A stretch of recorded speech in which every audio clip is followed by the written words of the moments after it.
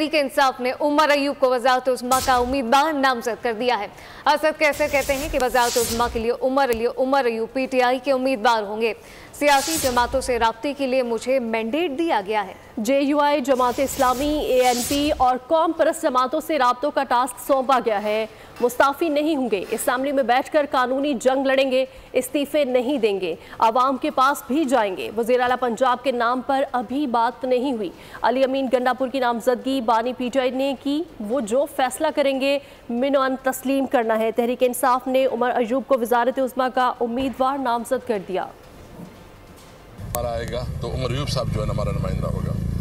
दूसरी बात यह कि जो इलेक्शन में जो रिगिंग हुई है और मतलब जिसमें हर बच्चा जानता है कि जिस तरह हमारे मैंडेट को चोरी की गया है, तो इसके हवाले से खान साहब जो है ना आज शाम तक बाकायदा डेट दे देंगे। पूरी मुल्क में इस पे एक एहतजाजी तहरीक शुरू करेंगे जिसमें हम पूरा मुल्क में मुख्तलिफ सूबों में और ज़िलों में और तहसील हेडक्वार्टर्स में जो है ना रैलियाँ निकालेंगे और एहतजाज।